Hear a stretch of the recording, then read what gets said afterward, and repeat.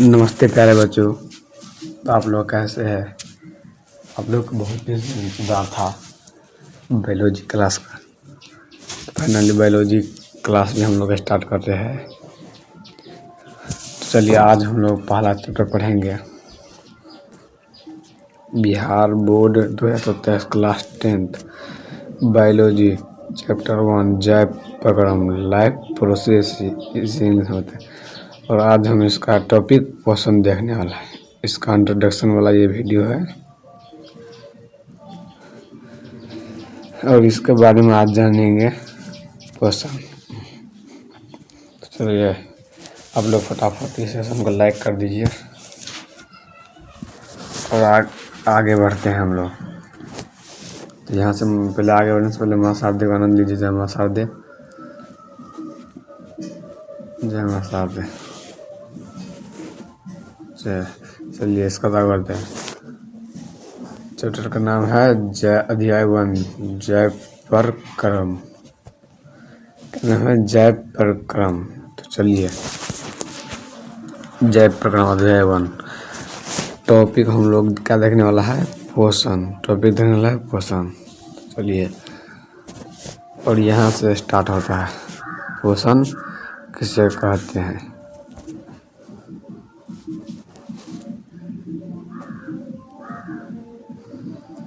पोषण किसे कहते हैं? चलिए फाइनली हम लोग देखते हैं।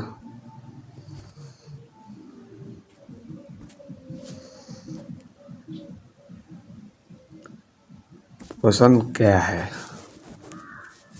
इसके बारे में हम लोग देखने वाले हैं। तो चलिए जीवों द्वारा भोजन प्राप्त करने और उससे ऊर्जा तथा आवश्यक पोषक पदार्थ प्राप्त करने की प्रक्रिया को पोषण कहते हैं। और कहते हैं जीवों द्वारा मतलब जीव अपने द्वारा भोजन प्राप्त करने और उससे ऊर्जा प्राप्त करते हैं, आवश्यक पोषक पदार्थ प्राप्त करने की प्रक्रिया को पोषण कहते हैं।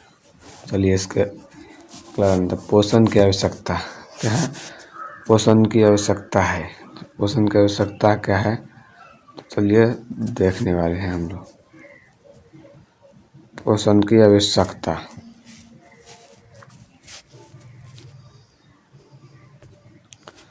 पोषण की आवश्यकता हम लोग देखने वाले हैं।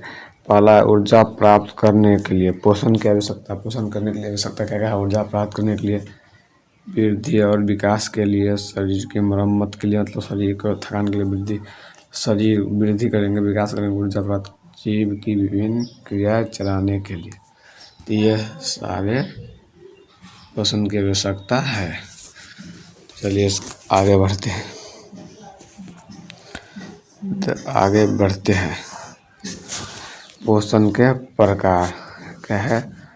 पोषण के प्रकार। तो पोषण कितने प्रकार के होते हैं? तो 2 प्रकार का होता है। स्वपोषी पोषण, स्वपोषी पोषण। दूसरा होता है परपोषी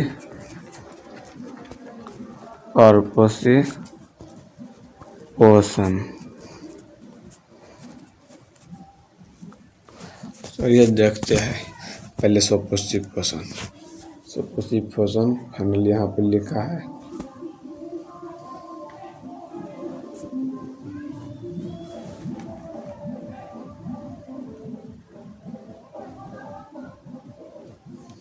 चलिए हम लोग देखते हैं स्वपोषी पोषण किसे कहते हैं। जिसमें जीव अपना भोजन स्वयं बनाते हैं। मतलब स्वपोषी का मतलब क्या होता है? क्या आता है? तो स्वयं। स्वपोषी का मतलब ही होता है स्वयं। स्वपोषी का मतलब होता है स्वयं, समझे? चलिए जिसमें जीव अपना भोजन स्वयं बनाते हैं उसे स्वपोषी पोषण कहते हैं। उदाहरण हरे पौधे मतलब पेड़ पौधे जो है ना, पेड़ पौधे अपना भोजन स्वयं बनाते हैं। चलिए इसके उदाहरण देखते हैं। इसका उदाहरण तो यही देख लिए हम लोग, हरे पौधे। इसके बाद यहाँ से दूसरा टॉपिक आता है प्रकाश संश्लेषण। प्रकाश संश्लेषण क्या है?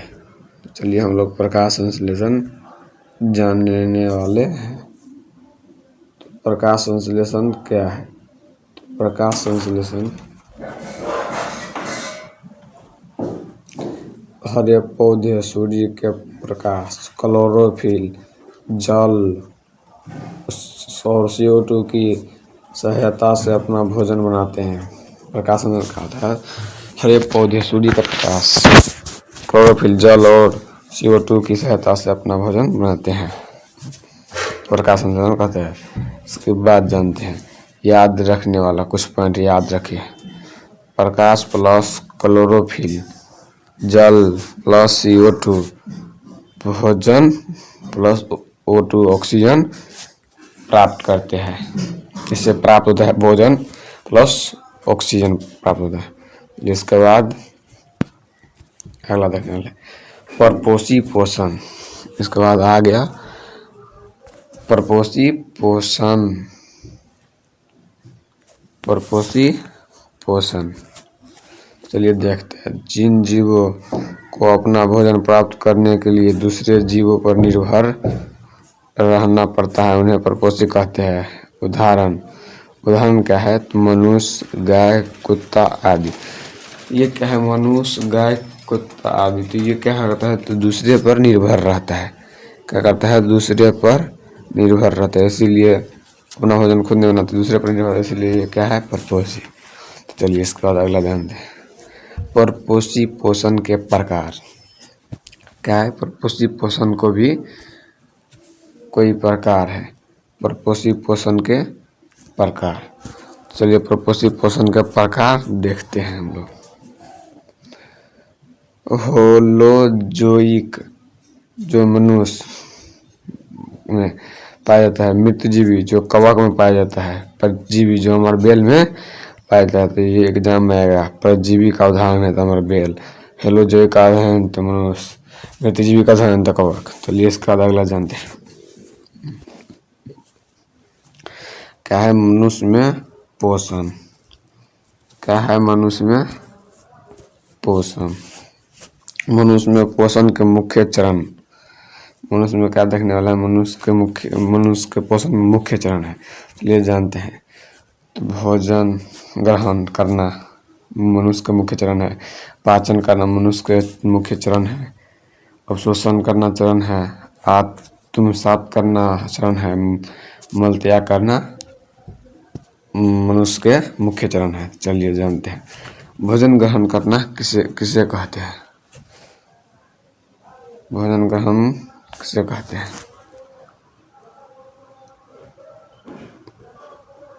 भोजन ग्रहण किसे कहते हैं? भोजन ग्रहण किसे कहते हैं? चलिए देखते हैं। भोजन ग्रहण किसे कहते हैं? भोजन को शरीर के अंदर लेना भोजन ग्रहण कहलाता है। भोजन ग्रहण क्या कहलाता है? जो भोजन को अंदर शरीर के अंदर डालते हैं, खाते हैं, तो यही क्या कहलाता है? भोजन ग्रहण करना। चलिए यहाँ तक समझ में आ गया। चलिए इसका अगला जानते हैं। अगला क्या है? पाचन। क्या है? पाचन। तो पाचन क्या है जानेंगे हम। जटिल भोजन को सरल घुलनशील पदार्थों में बदलना पाचन कहलाता है। मतलब जटिल भोजन को जो है सरल में, घुलनशील में पदार्थों में बदलना ये पाचन कहलाता है। चलिए इसका अगला जानेंगे। अवशोषण। ये जो है ना अवशोषण क्या है, अब इसके बारे में जानेंगे। अवशोषण पचे हुए भोजन के पोषक तत्वों का रक्त में मिलना अवशोषण कहलाता है। मतलब जो भोजन पच जाता है ना, पोषक तत्व का रक्त में मिलता है, उसे ही अवशोषण कहते हैं। चलिए इसका अगला जानते हैं। आत्मसात क्या है? आत्मसात। आत्मसात किसे कहते हैं हम लोग देखने वाले हैं। अवशोषित पोषक पदार्थ का शरीर की कोशिकाओं द्वारा उपयोग करना आत्मसात कहलाता है। क्या है? आत्मसात क्या है? तो अवशोषित पोषक पदार्थ जो होता है ना, शरीर की कोशिकाओं द्वारा उपयोग करना आत्मसात कहलाता है। यहाँ से समझ आ गए। इसके बाद अगला जानेंगे मल त्याग क्या है। मल त्याग अपचित भोजन को शरीर से बाहर निकालना मल त्याग है। मतलब क्या होता है, जो भोजन अपचित हो जाता है उसे हम लोग क्या करते हैं, शरीर से बाहर निकालते हैं, उसे क्या कहते हैं, मल त्याग। ये इसके बाद यहाँ दूसरा टॉपिक एक्स्ट्रा हो रहा है मानव पाचन तंत्र। चलिए देखते हैं हम लोग। मानव पाचन तंत्र में क्या आता है, मुख, ग्रास नली, आमाशय, छोटी आंत, बड़ी आंत, मालाशय, गुद्दा। इसके बारे में हम लोग क्या करेंगे, जानेंगे। चलिए स्टार्ट करते हैं यहाँ से। मुख, सबसे पहला क्या है, मुख। मुख देखते हैं हम लोग। सबसे पहले क्या देखेंगे, मुख। लार भोजन को गीला करती है और लार इमाइलेज स्टार्च के पाचन में सहायक करते हैं। मुँह जो भोजन खाते हैं तो जीभ जो ये अच्छी टाइप का आता है, लार वही भोजन को गीला कर दिया और लार इमाइलेज स्टार्च के पाचन में सहायक होता है। इसे क्या कहता है, मुख। चलिए इसके बाद अगला जानते हैं आमाशय। क्या है, आमाशय। आमाशय क्या है, चलिए देखते हैं। यहाँ HCl मतलब हाइड्रोक्लोरिक एसिड और पाचक रस भोजन के पाचन में सहायक करते हैं। क्या तो आमाशय में क्या है, यहाँ HCl और पाचक रस भोजन के पाचन में सहायक करते हैं। चलिए इसका अगला जानेंगे छोटी आंत। क्या है, तो छोटी आंत जानने वाले हैं हम लोग। छोटी आंत क्या है, तो यहाँ पाचन पूरा होता है। छोटी आंत में कहता है पाचन होता है पूरा और पचे हुए भोजन का अवशोषण करता है। जो भोजन पच जाता है उसको बाहर निकालता है, शोषण भी करता है। इससे छोटी आंत में ये सब होता है। समझ गए, यहाँ तक समझ गए आप लोग। तो चलिए इसका अगला जानते हैं बड़ी आंत। अब क्या देखने वाला है, बड़ी आंत। बड़ी आंत, चलिए बड़ी आंत क्या है, मुख्य रूप से जल का अवशोषण होता है। मतलब क्या होता है, मुख्य रूप से बड़ी आंत में जल का अवशोषण होता है। अवशोषण बड़ी आंत में क्या होता है, तो मुख्य रूप से जल का अवशोषण होता है, अवशोषण होता है। तो चलिए यहाँ तक समझ के आप लोग, इसके बाद आगे बढ़ते हैं। और यहाँ पर कुछ इम्पोर्टेंट बात है परीक्षा के लिए, 5 सबसे ज़रूरी बातें। क्या है, परीक्षा के लिए 5 सबसे ज़रूरी बातें। क्या है 5 ज़रूरी बातें, तो हम लोग जानने वाले हैं। तो यहाँ नंबर नहीं लिखे हैं, 2 3 4 5। चलिए पहला देखते हैं हम लोग। हरे पौधे जो होते हैं वो स्वपोषी होते हैं, मनुष्य परपोषी होते हैं। पौधे में भोजन का निर्माण, प्रकाश संश्लेषण हम लोग अभी ये पढ़े। बच्चे भोजन का अवशोषण छोटी आंत में होता है। अवशोषित पोषक पदार्थों का उपयोग आत्मसात में होता है। तो यही 5 जरूरी बात है परीक्षा के लिए। परीक्षा में आता है, ऑब्जेक्टिव भी बनता है, यहाँ से MCQ बनता है। चलिए इसके बाद एक लाइन में पूरा टॉपिक। चलिए इसके बाद एक लाइन में पूरा टॉपिक को रिवीजन कराते हैं। तो पोषण, तो भोजन का प्राप्त करना। पाचन में क्या, पोषण में क्या क्या करना पड़ता है, भोजन का प्राप्त करना पड़ता है, पाचन भी करना पड़ता है, शोषण भी करना पड़ता है, आत्मसात भी जरूरी है, ऊर्जा प्राप्त करना भी है। तो यहाँ तक आप लोगों को समझ में आएगा। तो यहाँ से आप लोगों का चैप्टर समाप्त होता है पोषण। और हम लोग कल शोषण करेंगे।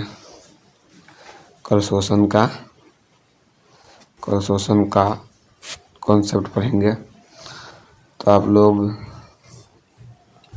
नहीं, पहले शोषण करने से पहले हम लोग क्या करेंगे, तो पहले शोषण करने से पहले क्या करेंगे, तो पहले ये पोषण का ऑब्जेक्टिव सेशन करेंगे। पोषण का MCQ करेंगे।